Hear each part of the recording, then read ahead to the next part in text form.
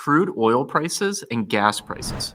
7-year high right now for WTI crude, which is West Texas Intermediate crude oil that's traded, and gas prices have been going up like crazy. Let me pull up the chart here. We'll pull up first from AAA. We have the gas price chart. A few things I'm going to comment, and then I'll hand the mic over to you. We've got the national average of gas up to $3 and let's call it 39 cents per gallon. We have the chart down here at the bottom, Pops. Gas, $3.39 a gallon today. Yes. 1 year, $2.16. It's kind of insane to see how much gas prices have increased, and highest recorded average prices were back in 2008, right? $4.11 per gallon. We're getting there. Oh, and yeah. in some states, for example, like California's always been a little crazy when it comes to gas prices, $4.55 per gallon. When you went through the 2008 experience, because you were in the dealership back in 2008, what was that like, and do you expect or anticipate we're going to see something similar this time around? Well, what it was like back then is people that had pickup trucks and large SUVs, and I understand and I realize that the SUVs and large pickup trucks today get much better gas mileage than they did 13, 14 years ago. But those people were getting crushed every time they would go to the gas station to fill up. And they would bring those vehicles into us, and they would take such a loss to trade out of them so that they could get into something that was much more fuel efficient.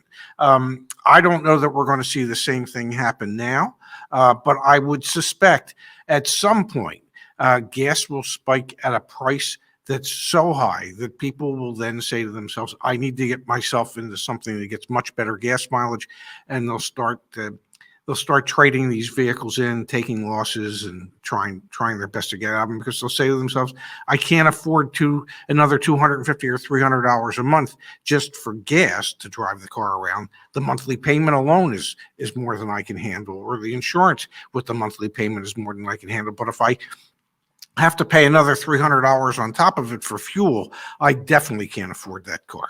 And I see in the chat, Pops, a couple of people saying EVs. Justice is saying EVs. Fania is saying EVs. Again, it's really interesting to kind of juxtapose the news from Hertz and Tesla today against the fact that gas prices are spiking, and especially amidst the time when Tesla has a more competitively priced EV in the market. And everyone, we were just out for breakfast this morning walking around. What is the Montgomery County service vehicle that we walked past? It's a Ford Mach-E.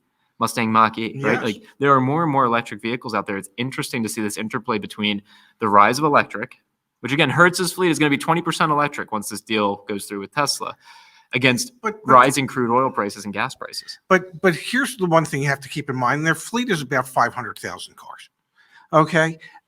500,000 cars out of, I don't know, hundreds of millions of cars is nothing. I mean, it's merely a drop in the bucket. There still isn't enough infrastructure out there to support all the electric vehicles that people are hoping to sell. So the infrastructure is going to have to catch up with the sales at some point. I can see where if fossil fuel prices continue to go up the way they are, that people are going to want to get out of gas guzzling vehicles, get into something that, whether it still be a gas vehicle, get into something that gets better mileage, or they'll consider an EV. But if they're in an area where they can't get a charging or find a charging station, or they can't charge it at home. For instance, I live in a condo. We don't have any charging technology at our condo association. That stuff has to be handled before these things become even more mainstream. No, I mean, that's definitely what's holding it back. Marquise, I forget what his last name is, Brownlee, I think. He MKBHD on YouTube. He's like a tech reviewer, Dad.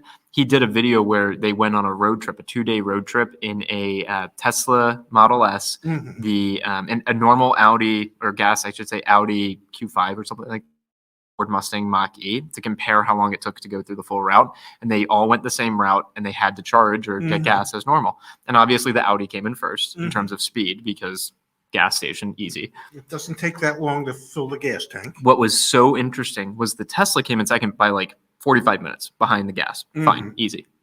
The Ford Mustang Mach-E was like 13 hours later, and they did a 1,000-mile road trip. And the Wow. reason it was because the charging infrastructure for the Charge for America, I think is what it's called, that Ford uses, like half of them were broken. The other few were trickle chargers, not superchargers. I mean, that team that was on this in this video came in so late and in such last. They were like doubling back because they went to one charger, it was broken. They had to go back in the opposite direction. Like, and so to your point, there's a huge infrastructure gap. Again, makes it really interesting because who is actually like furthest ahead in terms of the infrastructure? Tesla. Mhm. Who are we seeing now fleet deals with? Tesla. Mhm. What are we seeing with gas prices going up? Like, you can really begin to see the case for why people are so bullish on Tesla. And then there's a huge case for why people aren't. And also, I mean, there are huge companies like Ford and GM and Hyundai and Honda and Toyota and Subaru. Everyone's moving into that EV Yes, space. So they're going to yes. face more pressure. Yes, no, absolutely. I mean, yeah, EVs are the wave of the future. I think the future is just a little further out than what some people tend to think. And that's because of the infrastructure. You can't, you can build all the EVs you want, but if you can't charge the damn things, it doesn't matter. Nobody's going anywhere.